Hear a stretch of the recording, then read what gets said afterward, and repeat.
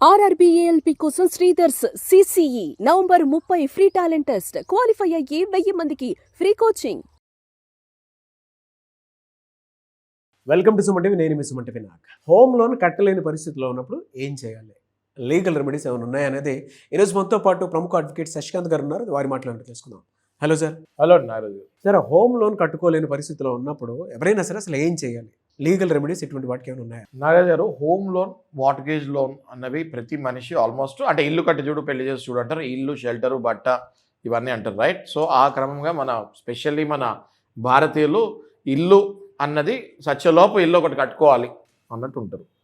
ఆ కంగారులో ఏమవుతుంది అంటే వీళ్ళకి జీతం ఎంత వస్తుంది, వీళ్ళకి ఉద్యోగాలు ఉంటాయా లేవా, రిసెషన్లో జాబులు పోతాయా పోవా, ఏం కనుక్కోకుండా, ఏం చూసుకోకుండా, ముందు వెనక ఆలోచించకుండా ఒక ఇంటికి వెళ్ళి అడ్వాన్స్ ఇచ్చేస్తారు. ఓకే, ఎప్పుడైతే ఆ ఇంటికి వెళ్ళి అడ్వాన్స్ ఇచ్చేస్తారు, ఈ రిసెషన్లో జాబులు పోయినప్పుడు నెలకు ₹1,00,000 ఈఎంఐ అనేది హోమ్ లోన్కి కామన్ అయిపోయింది. ఇప్పుడు హైటెక్ సిటీ వైపుకి వెళ్తే 2 కోట్లు, 1.5 కోటి లేని ఇల్లు లేదు అంటే నెలకి అంటే లక్షకి ₹1,000 అండి. బండ గుర్తు నారాజు గారు, లక్షకి ₹1,000 కట్టాలి అంటే ₹1 కోటి తీసుకుంటే ₹1,00,000 కట్టాలి. ఎక్కడి నుంచి కడతారండి ₹1,00,000? జాబ్ ఉన్నంత వరకు ఆ 1,00,000 వాల్యూ మీకు తెలీదు. జాబ్ పోయిన తర్వాత ఆ 1,00,000 ఒక పెద్ద కొండలాగా కనిపిస్తుంది. అది మళ్ళీ నెల నెల కట్టాలి. ఎలా కడతారు నారాజు గారు? కట్టలేరు. ఆ టైంలో స్టార్ట్ అవుతుంది వీళ్ళకి హెరాస్మెంట్ ఫ్రమ్ బ్యాంక్స్. బ్యాంకులు కూడా ఏం తప్పు చేస్తాయండి?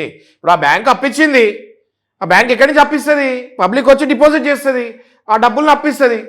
మరి వాళ్ళు కూడా వాళ్ళకి వెనక్కి ఇవ్వాలి కదా, 5%, 3% రిటర్న్ ఇవ్వాలి. ఆ బ్యాంకులు నడవాలి, బ్యాంకులో ఉద్యోగస్తులు జీతాలు ఇవ్వాలి. కాబట్టి ఏం చేస్తారు, బ్యాంకు ఉద్యోగస్తులు, కలెక్షన్ వాళ్ళు ఫాలోఅప్ చేస్తారు. అవును, ఇవ్వకపోతే మిల్లు సీజ్ చేసేస్తా, అది చేసేస్తా, ఇది బ్యాంక్ వాళ్ళ ఇబ్బంది. వాళ్ళ ఇబ్బంది ఏంటి? వాళ్ళకి రూల్స్ అండ్ రెగ్యులేషన్స్ తెలియక, సరైన దారిలో వెళ్ళక బ్యాంక్ వాళ్ళని టెన్షన్ పెట్టి ఉన్న ఇల్లు కూడా మొత్తం పోగొట్టేసుకుంటారు.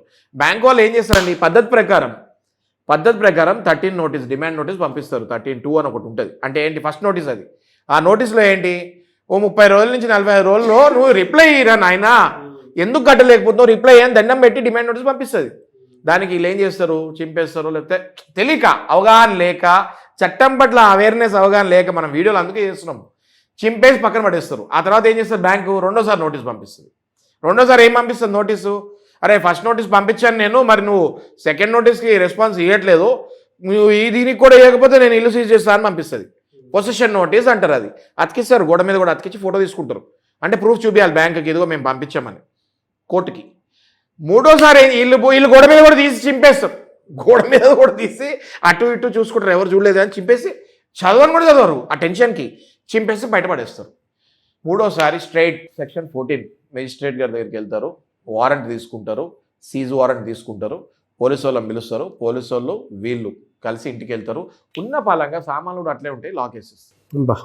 వీళ్ళకి అట్లా లిటరల్గా రోడ్డు మీదకి వచ్చేసి చుట్టాలింటికి వెళ్ళి లేకపోతే హోటల్లోకి వెళ్ళి ఉండి మళ్ళీ ఇల్లు ఎత్తుక్కొని రెంట్కి వెళ్ళిన రోజులు ఉన్నాయి. నేనేమంటున్నా, అరే మీరు కట్టలేకపోతే మర్యాదపూర్వకంగా ఒక పద్ధతి ప్రకారమైన ఇల్లు వదులుకోండి, కానీ రోడ్డు మీద పడకండి చండాలంగా. మీకు పిల్లలు ఉంటారు, వాళ్ళకి పరీక్షలు ఉంటాయి, ఎగ్జామ్స్ ఉంటాయి.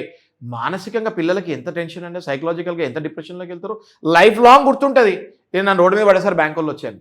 నేను రిక్వెస్ట్ చేసేది ఏంటి అంటే జనాలకి, ప్రజలకి, మీకు ఒక్క నోటీస్ వచ్చినప్పుడే మీరు మంచి అడ్వకేట్ని అప్రోచ్ అవ్వండి, ఆ నోటీస్కి రిప్లై ఇవ్వండి. మేము ఇప్పుడు కట్టలేకపోతున్నాం, మాకు టైం పడుతుంది. ఆ రిప్లై ఇవ్వాలంటే మీలాంటి అడ్వకేట్స్ దగ్గర రావాలి, రిప్లై ఇవ్వాలి. రిప్లై ఇచ్చిన తర్వాత కోర్టుకి వెళ్ళాలి. కోర్టుకి వెళ్ళి ఇదిగో బ్యాంక్ వాళ్ళకి రిప్లై ఇచ్చాం, దయచేసి స్టే ఆర్డర్ ఇవ్వండి, దయచేసి స్టే ఆర్డర్ ఇవ్వండి, ఆలోపు మేము ఏదో ఒకటి చేసుకుంటాము, బ్యాంక్ వాళ్ళతో కాంప్రమైజ్ అయినా అవుతాము, డిస్కషన్స్ నడుస్తున్నాయి, లేదా ఏదైనా ఉన్నది అమ్మేసి మీకు డబ్బులు కడతాం, లేదా ఈ ఇల్లే మా ఒరిజినల్ రేట్కి అమ్మి బ్యాంక్ అప్పు తీరుస్తాము అని స్టే ఆర్డర్ కావాలని దండం పెట్టి కోర్టులో అప్లై చేయాలి.